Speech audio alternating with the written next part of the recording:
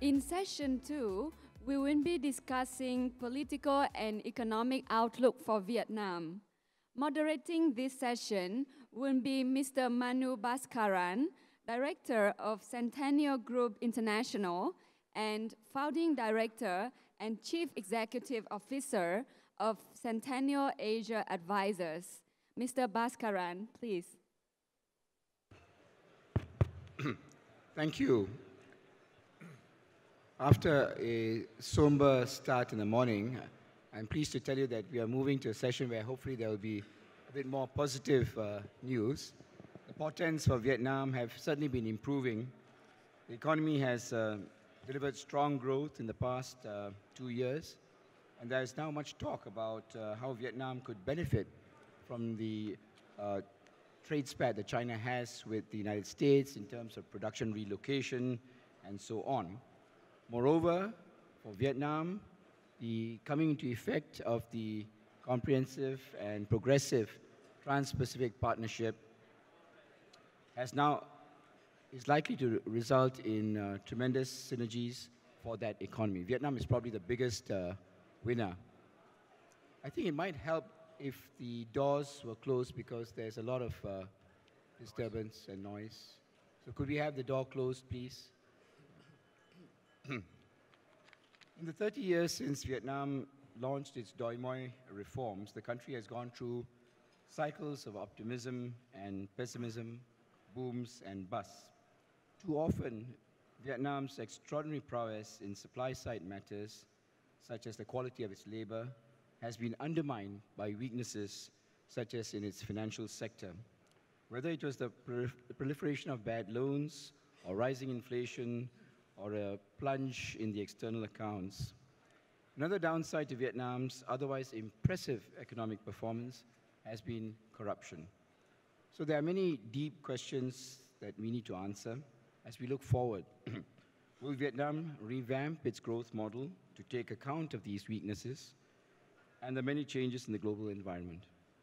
Does the political leadership have the will to update the growth model and clean up corruption? Can Vietnam strike the right balance in its relations with its giant neighbor, China, and the still important United States?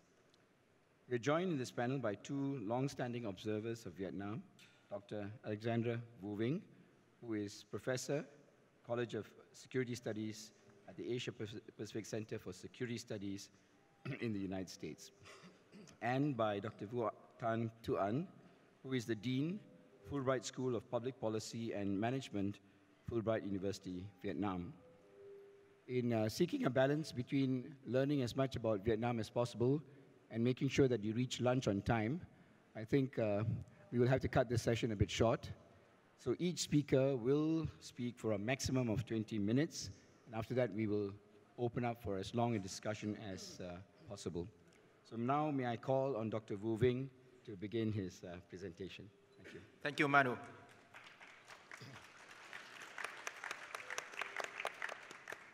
First of all, I wanted to thank ISIS and Director Choi Shing-Kwok and also Dr. Singh for inviting me to this distinguished forum.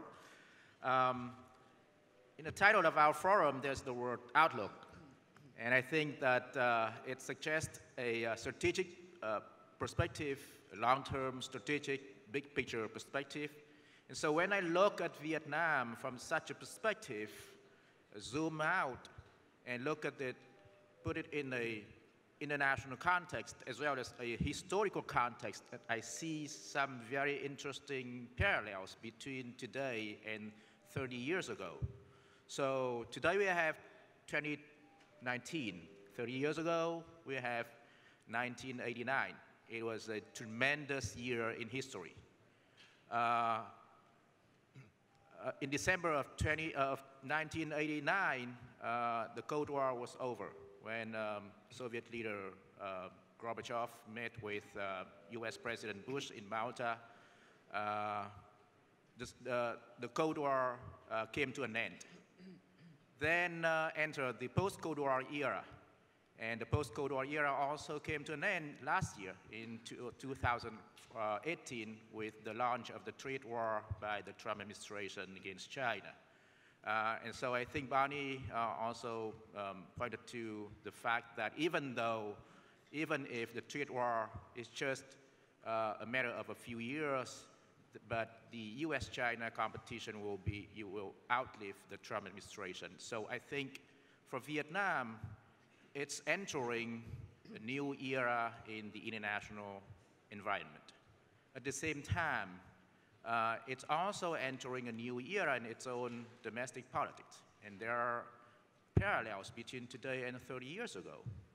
30 years ago, in the late 1980s, Vietnam was in the first years of the first correction course that we now call Doi Moi. Doi Moi in Vietnam, which means literally to change to do anew. So in order to understand how we got here today, we need to look back at 30 years ago. The first correction course that the Vietnamese Communist Party pursued 30 years ago, it was because the previous 10 years, the previous decade in Vietnam, from after the end of the Cold War, the end of the Vietnam War in 1975 until 1985, there was a severe economic crisis because the Communist Party imposed a totalitarian state to the society, but the totalitarian state failed miserably to produce economic growth and plunged the country into a severe economic crisis. So in 1986, the party launched a massive correction course called Doi Moi.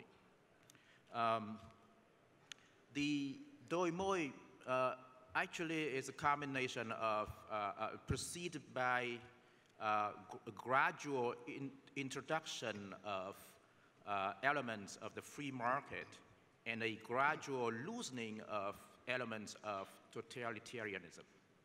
So this gradual process has, over time, also gradually changed the nature of the Vietnamese state. So around 2 decades into Doi Moi, by the early 2000s, the communist rule state in Vietnam was no longer a totalitarian state. So we have a combination of totalitarianism and commercialism in Vietnam, but unlike elsewhere in Asia, where we have a combination of authoritarianism and capitalism, the result was a developmental state, like we have seen in the last couple of decades in South Korea and Taiwan, but also Hong Kong and Singapore. In Vietnam, Doi Moi did not produce a developmental state. It did not produce a next Asian tiger. Why? Because the combination of totalitarianism and commercialism in Vietnam has produced a different kind of state, which I would call rent-seeking state.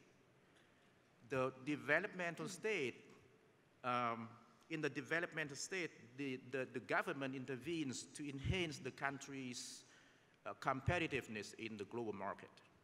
But in a rent-seeking state, the government is focused on extracting payments from society.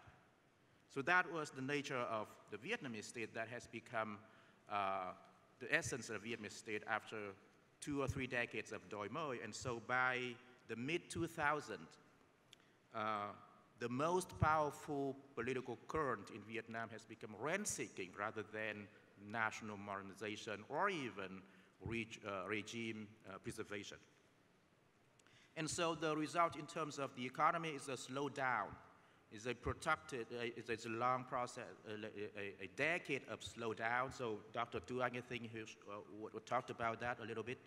When we see in terms of the GDP of Vietnam, Vietnam performed a per year GDP about just between 5% and 6% a year in the last decade or so. It was a slowdown period. And it was because investment has been so inefficient. It was so inefficient because the government relies on a growth model that is characterized by high investment, but also state-owned conglomerates. And the state-owned conglomerates has become a channel for corrupt officials in the government to extract money and launder money. And because of that slowdown, there were attempts during the last decades to fix the economy, but by 2016, it has become a full-grown correction course.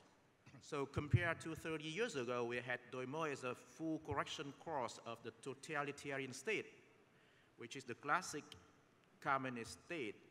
In 2016, Vietnam launched a second major correction course of a rent-seeking state. And this correction course consists of two big elements. One is an anti-corruption campaign, and another is an effort to transform the growth model into something more effective, more efficient, and more productive model. Now, the anti-corruption campaign was initiated in 2011, so before the full launch of the correction course. But in the first phase of the anti-corruption campaign, it moved very, very, very slowly. It was actually focused on then Prime Minister Nguyen Tân Dũng. It was a result of the learning process because the Vietnamese state has tried to fix the economy and to introduce some anti-corruption campaigns in the past. Most of the anti-corruption campaigns in the past was a bottom-up approach, and so they very quickly became very ineffective. And so learning from the past, this major anti-corruption campaign was a top-down approach. So the first phase was focused on toppling then Prime Minister Nguyen Tân Dũng, who sat at the apex of a network of corrupt officials in the government.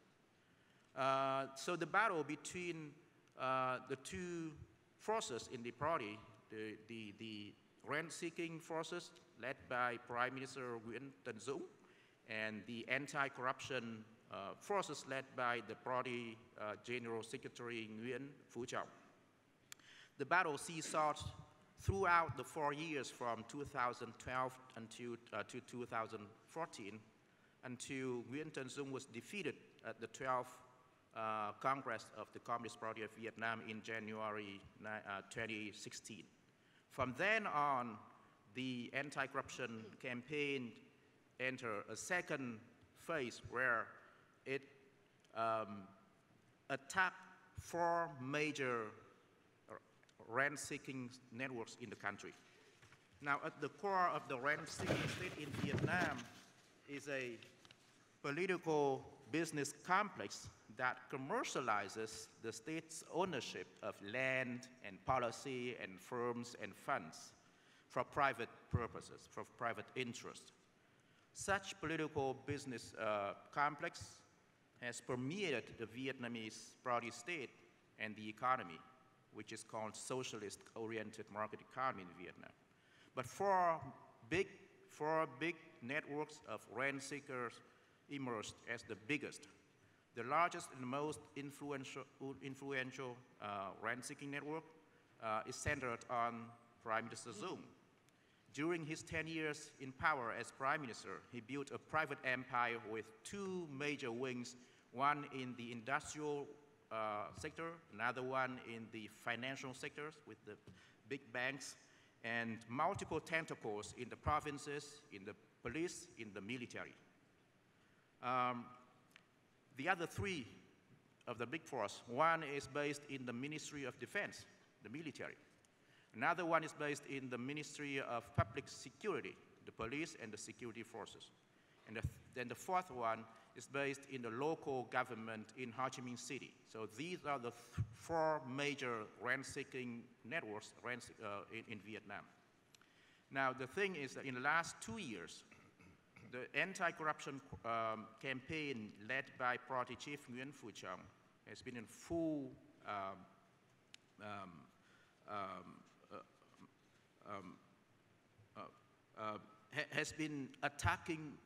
has attacked all the big four of the rent-seeking networks.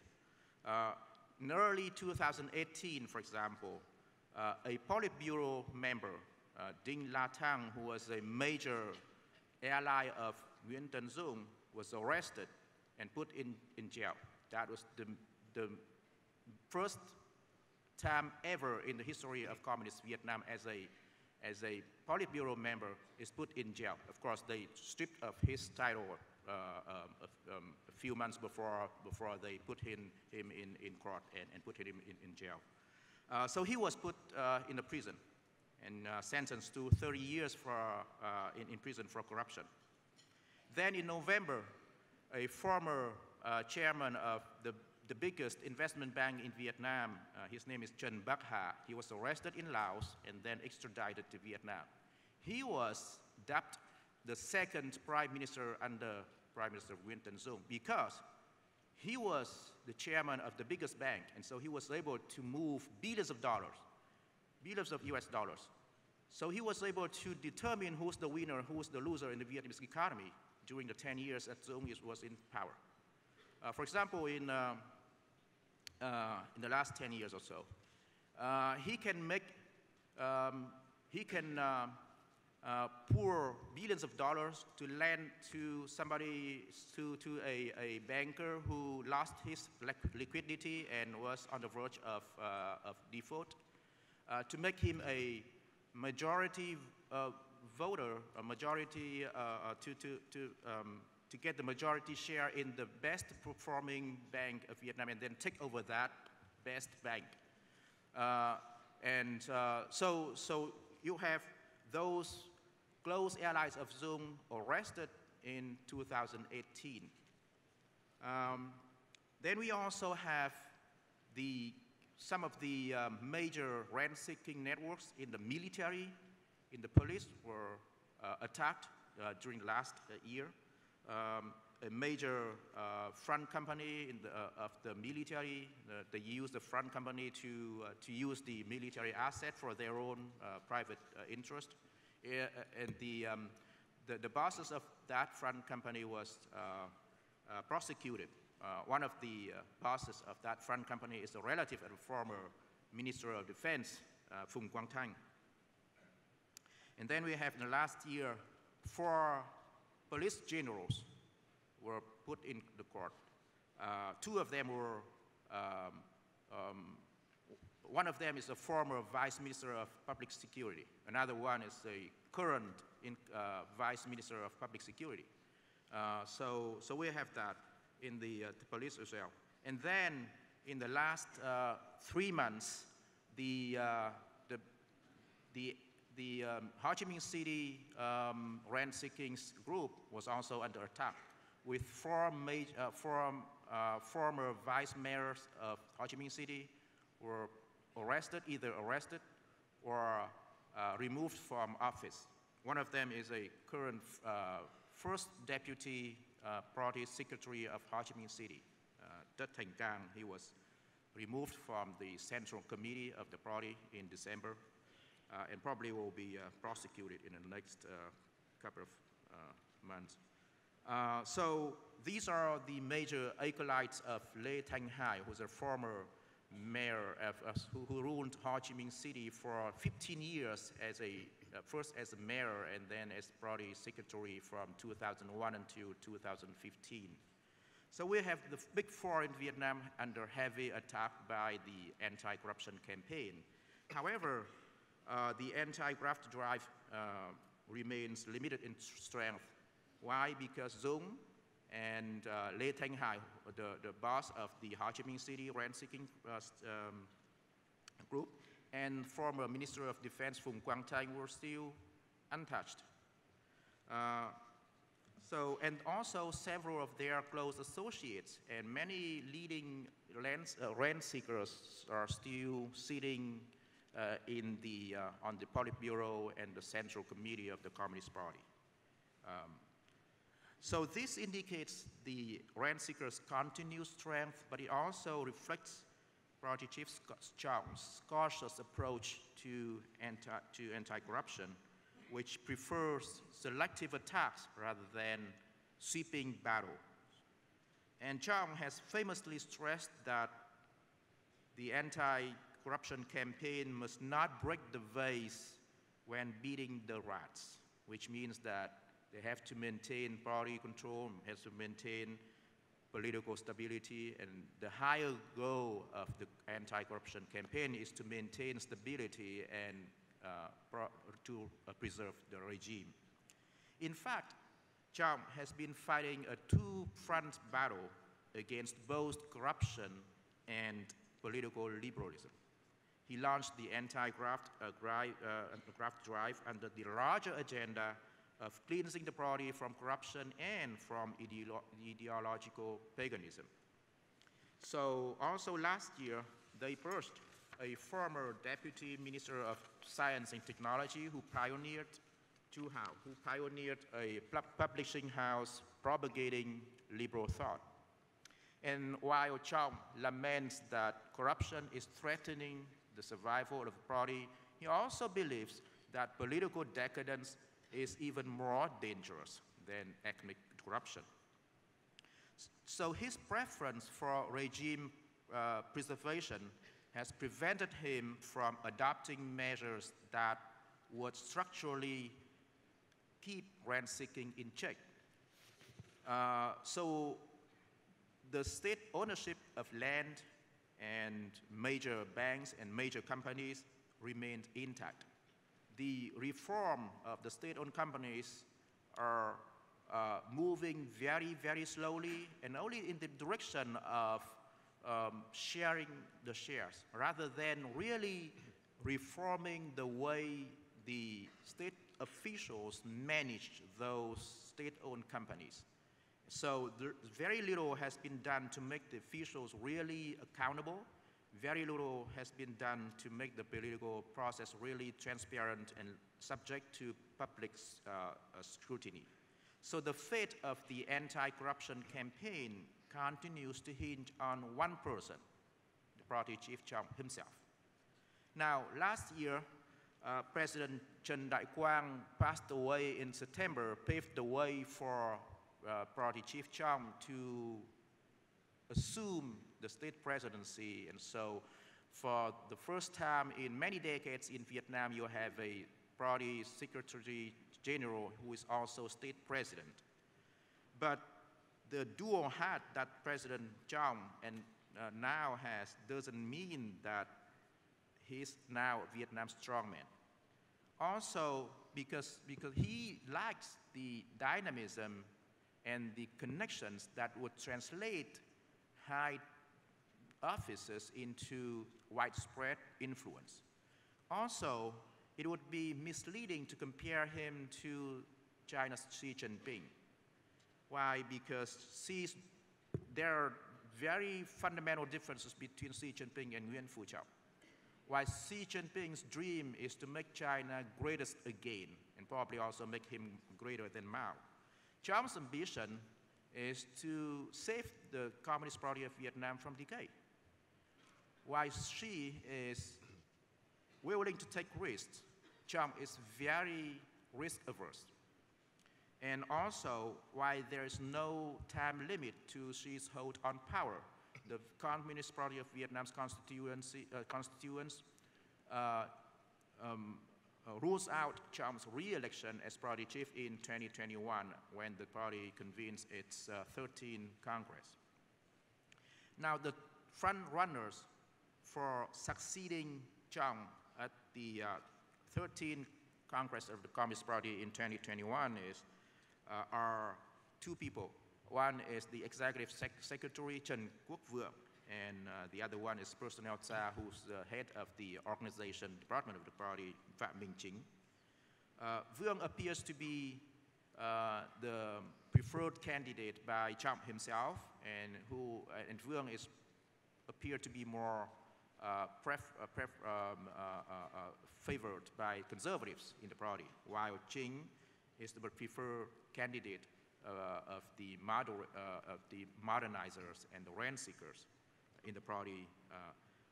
However, there is still the option of Chang remaining in power if neither Ching or Vương would secure a majority of votes in the Central Committee at the 13th Congress.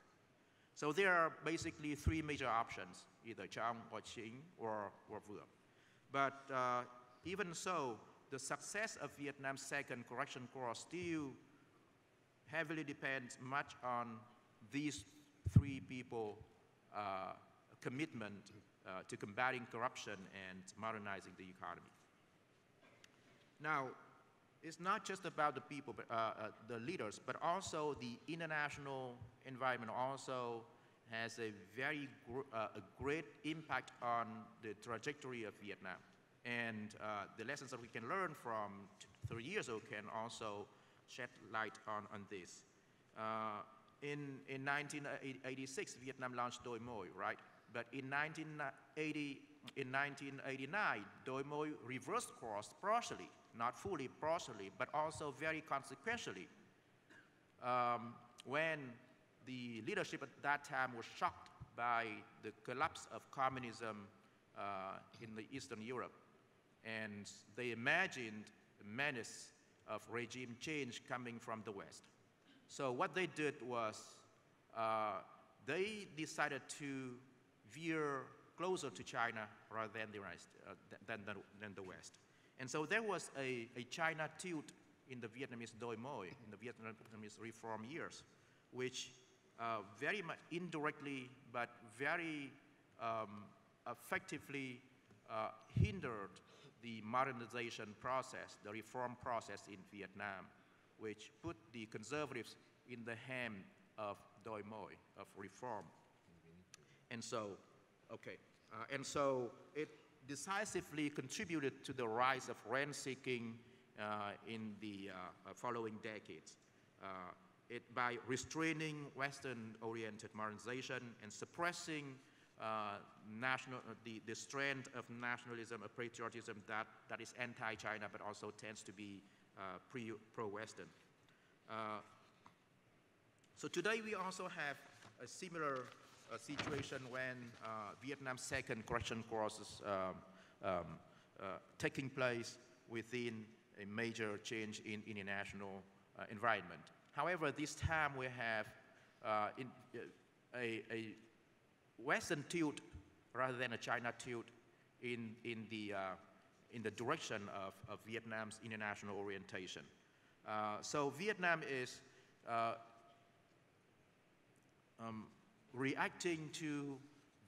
responding to the changes in international environment by endeavoring to strike a balance between China and the United States, in which there is a slight tilt toward the United States in terms of defense and security relationship, but there was also retaining an ideological proximity between the two communist-ruled countries, between China and Vietnam.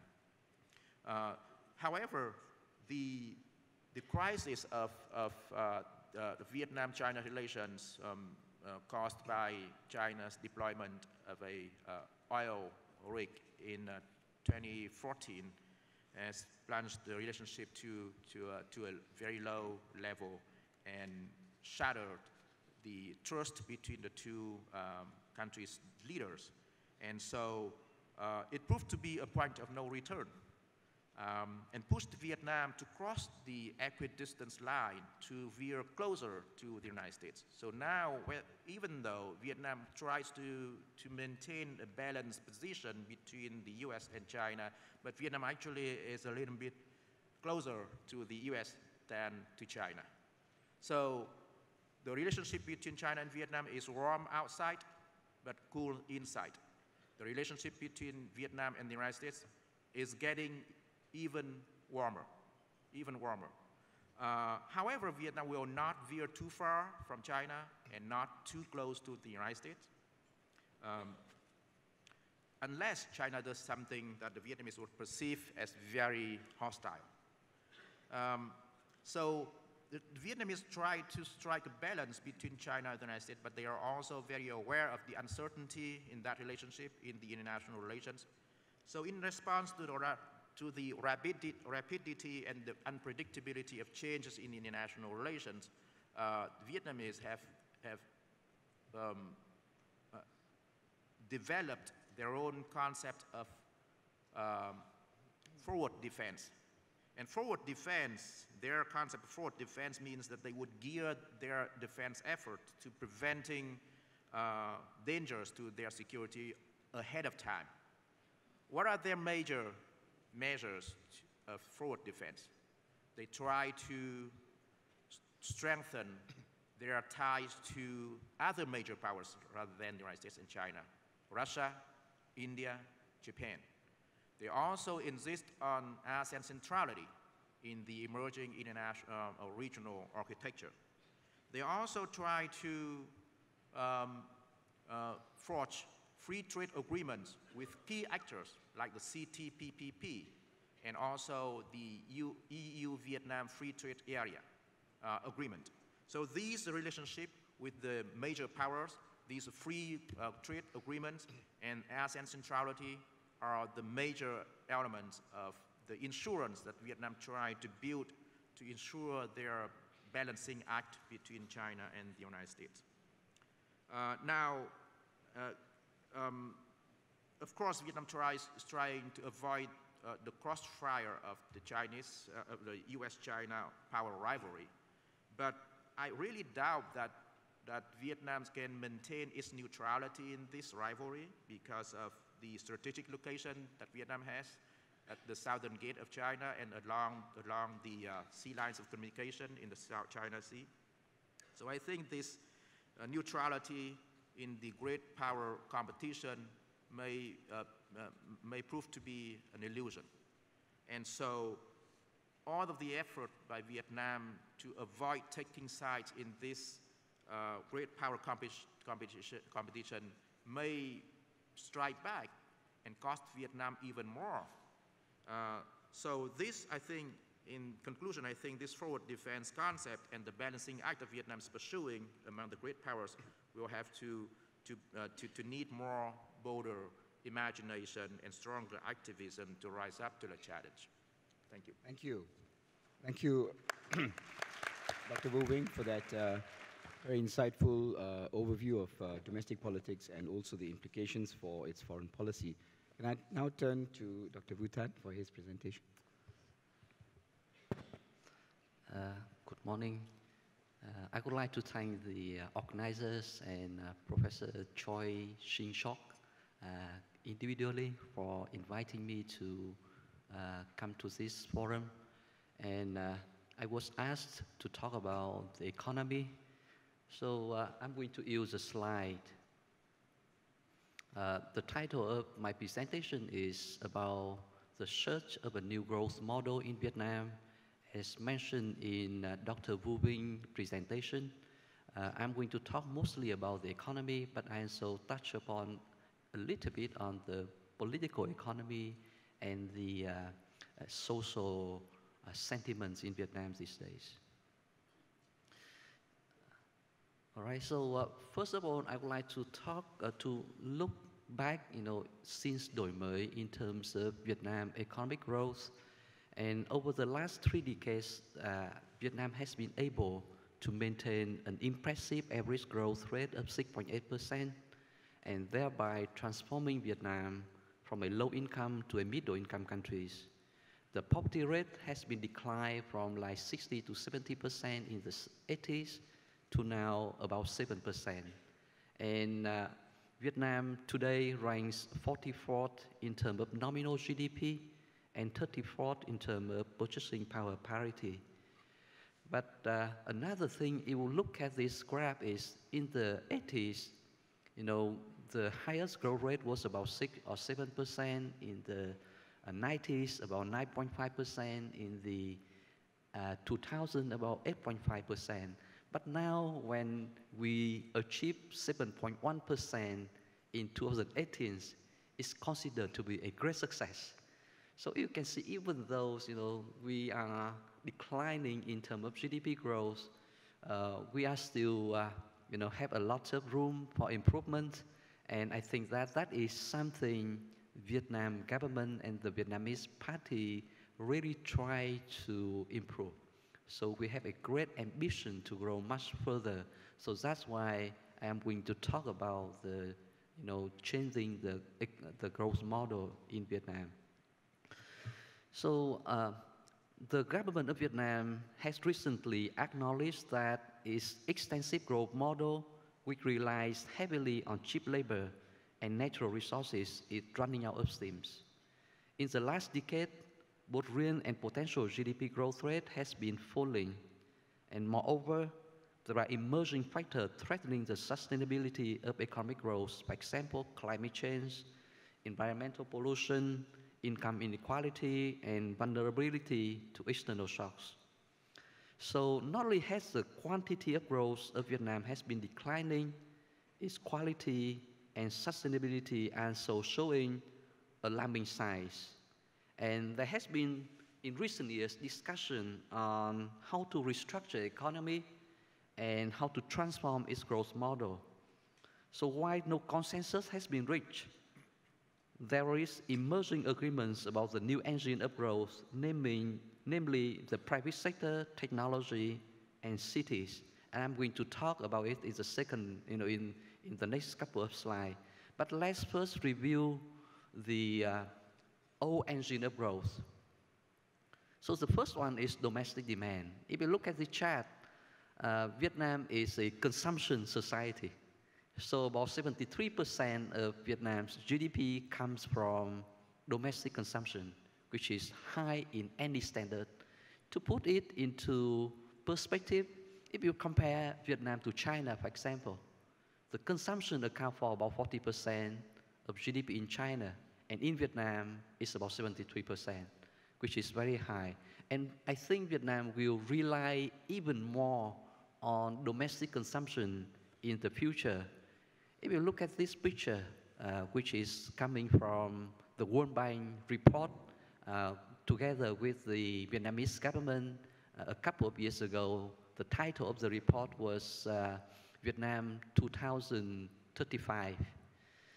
If you look at the chart, you can see by 2035, about more than 50% of Vietnamese population will join the middle class, group, meaning that we have to rely even more on domestic consumption.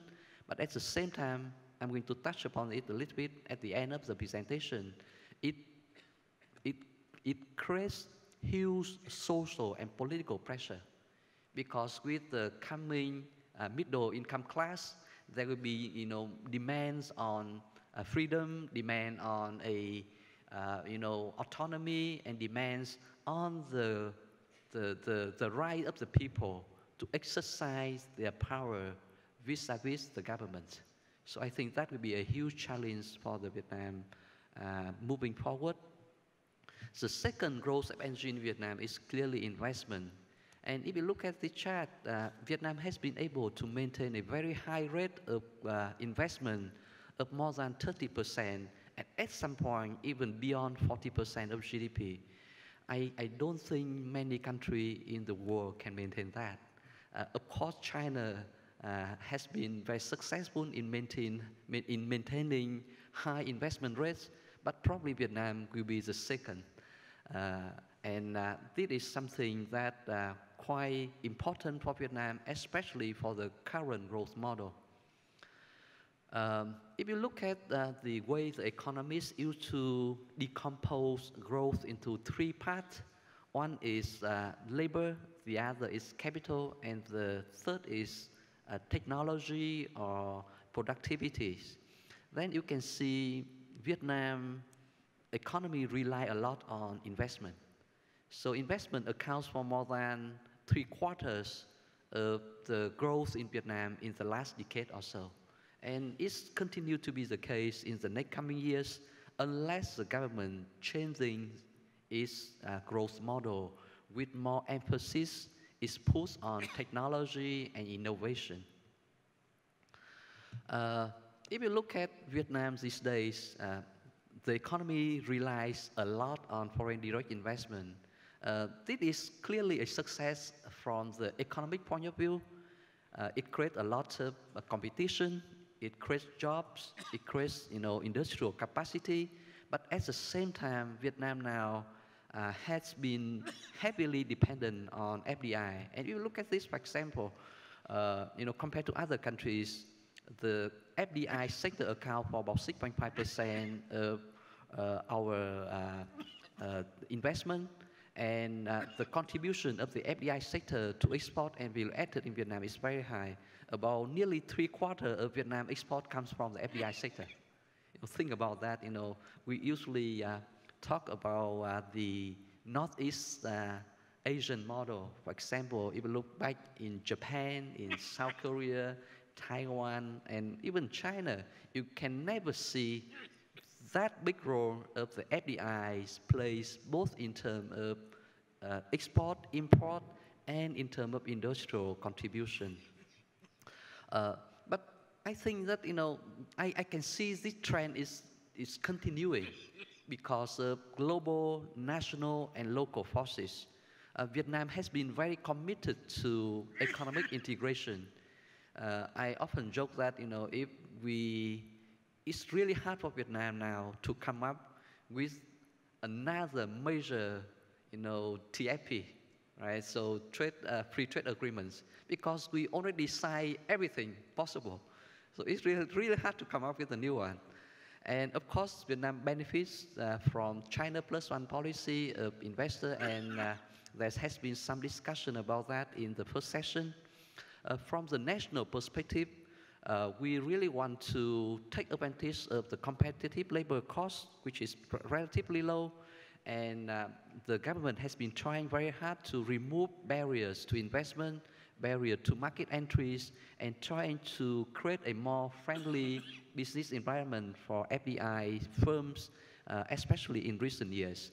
And from the local perspective, there has been a very active competition among provinces to attract FDIs. And if you go from one province to another province in Vietnam, you see the mentality of the local leadership trying very hard to pave a way to attract FDI firms to their countries, because local provinces in Vietnam are rewarded partly by their performance in terms of GDP growth and FDI and export and so on. So really rely a lot on FDI firms to deliver that performance. This is the thing that I said earlier. Vietnam, both export and imports are so much dependent on FDI. For example, for iPhone, for Samsung phones and accessories, 100% exports come from Samsung, right? For computer and electronics, about 98% of export and nearly 92% of import are contributed by the foreign direct investment. So we don't want to see that keep going. Okay, this is a success, but it's not enough. Receiving FDI is a good thing, but if you only have FDI to rely on, it's not a good thing. Especially during the trade war between the US and China, Vietnam finds itself in a vulnerable situation. The last growth engine, as I said earlier, is economic integration. So Vietnam, together with Brunei, Singapore, and Malaysia, are the four most active countries in Southeast Asia in terms of economic integration. And if you look if you look back in 1986, when we start opening the economy, the openness in Vietnam is very low. At that time, the trade GDP ratio is about 20%, mostly with the Soviet bloc. But today, the trade ratio is about 200%. So Vietnam becomes the most open economy in the world, probably only behind Singapore and Hong Kong and some other island or economies. Uh, so Vietnam now relies so much, and I don't think there's any return from this model. We are very much committed to continue to further economic integration in the future. And economic integration has helped in transforming Vietnam economy.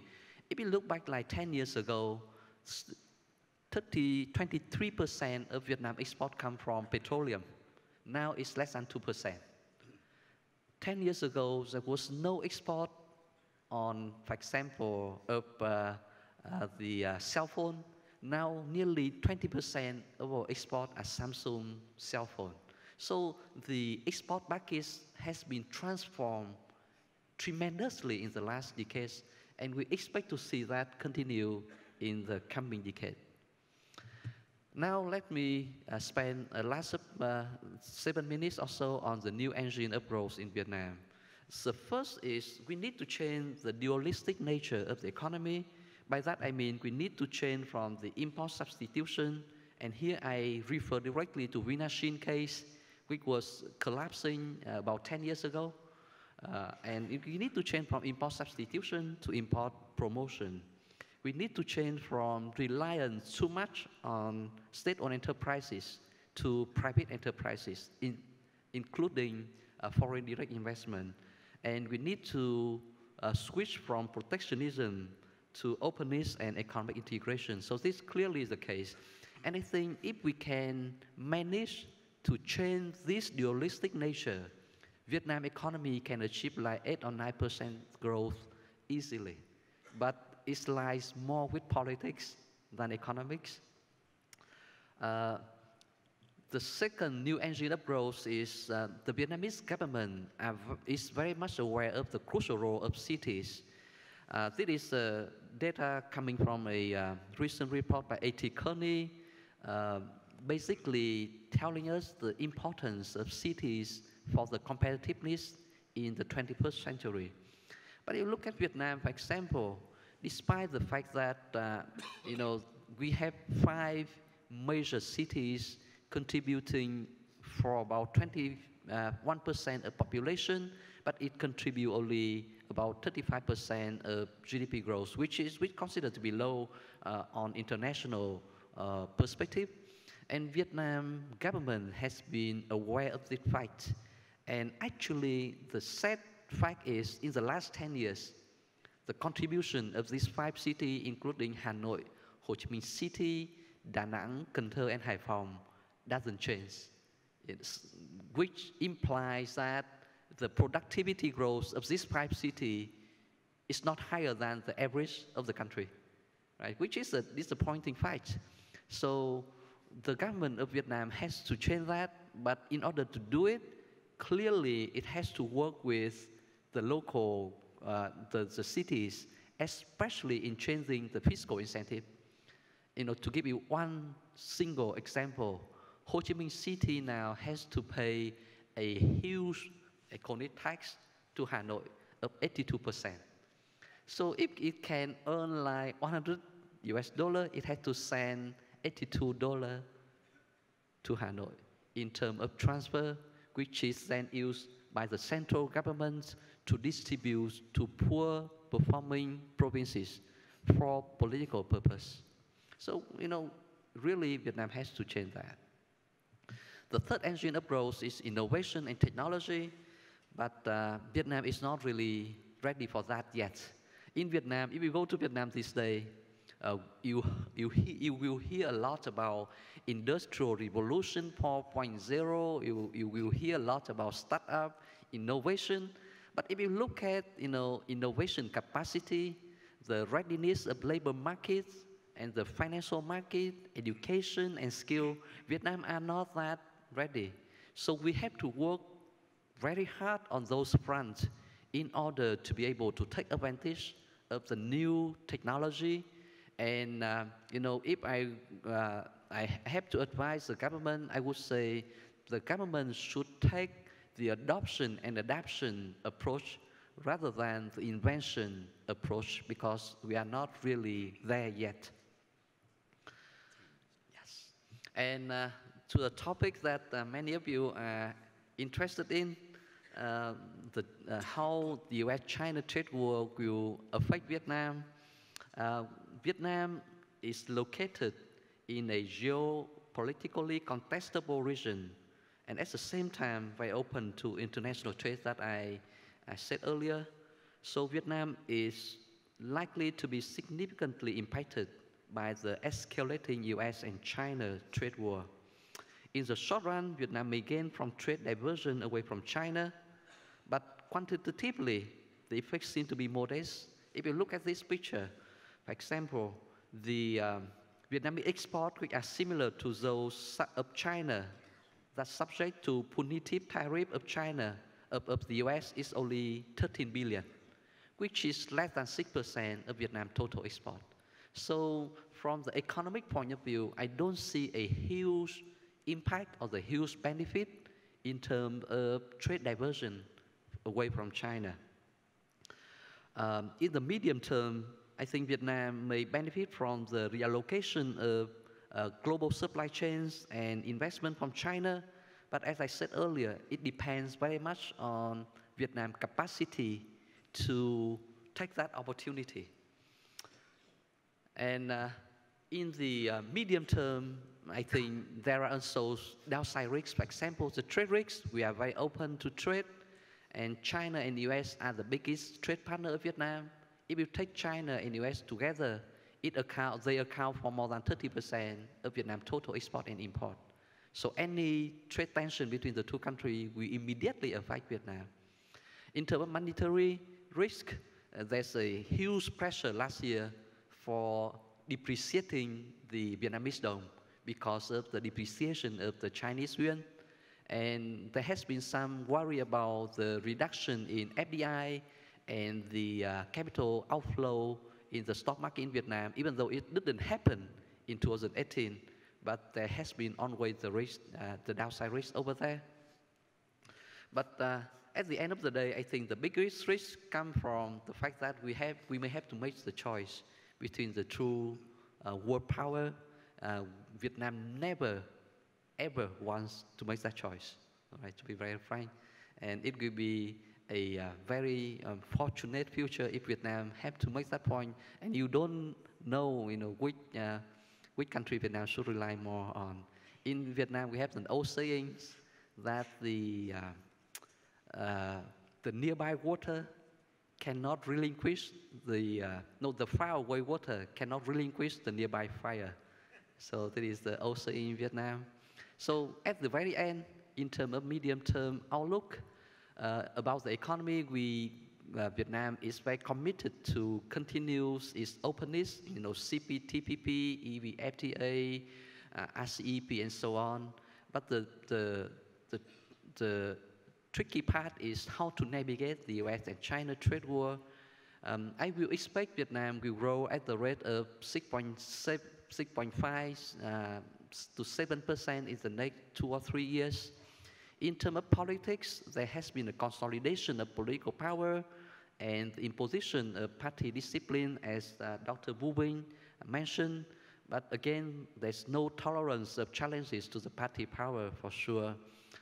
If you look at Vietnam society has been relatively open, especially if you compare Vietnam to China. If you go to Vietnam, you can access to YouTube, to Facebook, to Google, and everything else. It's not that easy to do it in China. And Vietnam, I think that's a unique feature of Vietnam. But at the same time, it doesn't present a good equilibrium for the governments. As Dr. Wu Wing said, Vietnam government has been quite corrupted, but being corrupt on the one hand and let the press to report about corruption is probably not a good equilibrium. So, now is the time probably for Vietnam to suppress on that. And if you look at the current cybersecurity law, you see part of that, even though the play out of that cybersecurity law is not clear yet because it's still under revision. So with that, I would like to end my presentation. Thank you very much. Thank you. We are running out of time, but I think we have time for maybe 2 or 3 questions. So can I quickly have some quick questions from the floor? Can I have the first question? Yes? Yes? We'll take one more as well. Thank you. Thank you for excellent presentations for both speakers. My name is Ho Jun Shin from Institute of South Asian Studies at the National University of Singapore. I have a question to speakers about the Vietnamese state and society's ideas about the role of foreign aid to Vietnam's economy. Well, Vietnam has been enjoying, as the state, receiving a lot of substantial foreign aid, official development assistance from Korea and Japan in particular for in the most recent decade. Well, not only like FDI, I believe foreign aid has a strong positive role to boost Vietnam's economy. Well, I am wondering about how the Vietnamese state and society takes the foreign aid, the role of foreign aid in your society. And also, I would like to know whether the increasing, the substantial volume of ODA from Korea and Japan has a close relationship with the growing pattern of foreign direct investment. Thank you. Thank you. We have time for one more question, if there is one. Anyone, any takers? Yes? Yes, Michael? This is for Dean Tuan. I'd like to ask you how the state of the Vietnamese education sector, above all higher education, fits into the country's growth prospects. Thank you. Okay, and I think there's one question at the back somewhere. Yes, please. Yep. Yep.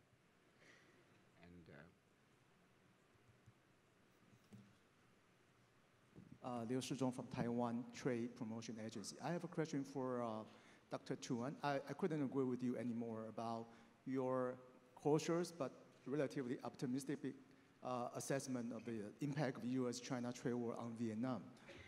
As I said earlier, it has triggered the realignment of the supply chain in Asia and also in the world. We have seen more and more Taiwanese companies who have invested, who have been doing business in Chinese market for decades. And recently, largely because of the escalation of the U.S.-China war, decided to relocate their business to Vietnam, you know, for easier reasons. But as you said, the question, the biggest challenge for Vietnam is to whether you have the capacity to accommodate those, you know, new business, not only from Taiwan, I think from other countries too. And some of Taiwan's company has going to Vietnam because Taiwan used to be the #1 foreign investor in Vietnam 10 years ago, but now it's #4, #5. Korea is #1. But because of the trade war, more and more Taiwanese companies decided to move to Pyongyang Industrial Park, for example. I agree with you that the smart city initiatives is very important because, in fact, there has been some project going on between Taiwan side and Vietnamese in terms of exploring the smart city initiatives. My question for you is, to what extent do you think the other cities, I mean, in addition to the 5 major cities in Vietnam, whether those second-tier or third-tier cities in Vietnam can accommodate or find out ways to cooperate with Taiwanese companies? Thank you. Thank you. I think the questions are mainly for Dr. Vu Tan, so maybe you could... Thank you for excellent question because of the, I'm mindful of the time because we are standing between you and the lunch, so I will be brief. In terms of the foreign aid, the first question, I think, you know, I have a relatively strong opinion on this. I don't think foreign aid will be very helpful to Vietnam, you know, moving forward. Vietnam has been quite successful in receiving a lot of ODA, but now we join the group of middle-income countries. So the term and condition for ODA is become stricter. At the same time, ODA provide, and this is more important, ODA provides an easy excuse for the government not to reform. That's what we economists don't like. We really want the government to face the so-called hard budget constraints so that they are forced to reform. But with ODA, with the remittances from abroad, I think Vietnam's government has even less incentive to reform. As a question of the FDI, I think the biggest challenge is how FDIs are integrated with the local economy. That is the biggest problem in Vietnam nowadays. If you look at Samsung or Intel, for example, Samsung last year exported about 60 billion of US dollar of cell phone out of Vietnam, which accounts for about 25% of our total export. Think about it. One company accounts for a quarter of total export. But in terms of the value added and in terms of the local suppliers, it's very limited, and that's what we don't like. So recently, there's some sentiment among the researchers and public communities in Vietnam, trying to put pressure on industrial policy and on the government to integrate the FDI into the local economy. So you may expect that some policies on that, on that trend in the coming years. The second question, Mike, thank you for your question. The higher education in Vietnam is under crisis, I must say. There's a lot of debate in Vietnam about, how to reform the higher education in Vietnam, not only now, but in the last 20 years. And we don't yet see any significant reform in higher education. It's not only because of the internal problem of the higher education system in Vietnam, but more of the politics. If you really want to change education, you need to change the politics first. That is how I see it.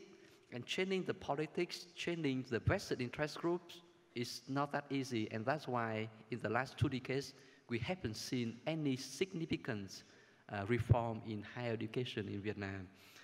The third question about the reallocation of investment and about the smart city, probably, in Southeast Asia, if you go around Southeast Asia, Vietnam is one of the few countries that you see people talk about this that much, but do so little about building the smart cities.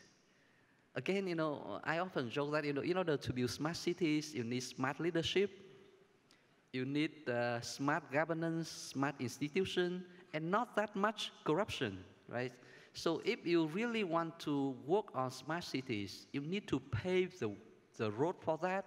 You need to build the ecology in which, firms have incentive to invest in technology, working with the government in improving the public services. Right now, we haven't seen that, as part of the government, initiative. Of course, the government really want to do it.